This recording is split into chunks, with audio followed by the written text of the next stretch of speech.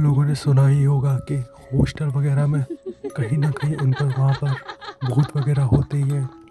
जो भी कॉलेज वगैरह बनते हैं या तो वो किसी खंडर पर या किसी कब्रिस्तान पर बने होते हैं। तो आज की हमारी कहानी भी एक ऐसी ही कहानी है।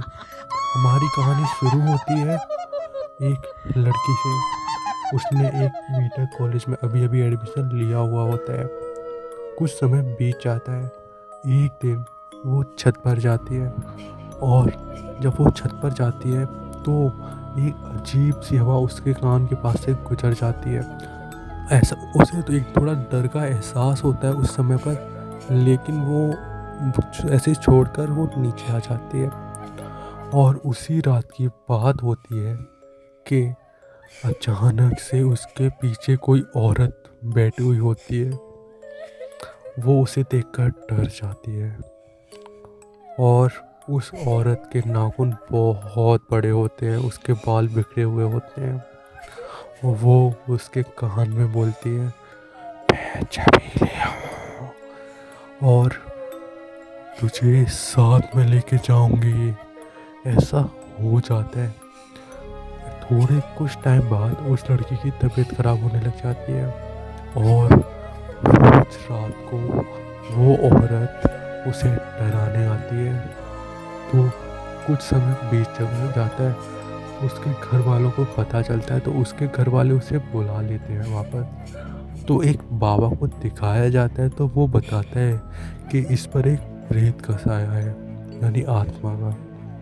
तो वो कुछ टाइम बाद वो पूजा करते हैं, सिद्ध करते हैं, पूछते हैं उससे, कौन है तू, कौन है तू। तो स्टार्टिंग में वो उसे कोई जवाब नहीं देती और उससे बोलती है, मैं इसे अपने साथ लेके जाऊंगी। ऐसा होता रहता है। वो बाबा उससे बार बार पूछ रहे होते हैं लेकिन वो एक ही जवाब बोलती है, मैं इसे साथ में लेके जाऊंगी। ऐसे करके फिर थोड़ी देर बाद कुछ मंत्रों के उच्चारण के बाद वो उसे बताती है कि मेरा नाम छबीली है और इसने कुछ ऐसा किया था कि मैं इसके ऊपर आ गई। ये छत पर उस जगह पर थी जहाँ मेरा राज था। ये छत पर मेरी जगह पर खड़ी हुई थी। और ऐसे करके वो बताती है और तो वो बाबा पूछते, अच्छा तेरी मौत कैसे हुई। तो वो बताती है, मैं एक लड़के से प्रेम करती थी और उसने मुझे उस जगह से धक्का दे दिया और इसी वजह से मेरी मौत हो गई। जा इसे छोड़ दे। नहीं छोड़ूंगी, मैं इसे साथ लेके जाऊंगी।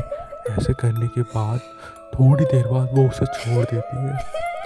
तो कभी कभी कॉलेज और हॉस्टल में कुछ ऐसी जगह होती है जहाँ जाना मना होता है और जहाँ पर भूत प्रेत का साया होता है। तो कभी कभी हमें लोगों की बात सुनकर ऐसी जगहों पर नहीं जाना चाहिए। Love you all. ये था हमारा 27th डे 74 डे चैलेंज का। और कल मिलते हैं एक बड़ी सी लंबी सी स्टोरी के साथ। सॉरी क्योंकि आज की हमारी स्टोरी थोड़ी छोटी रह गई।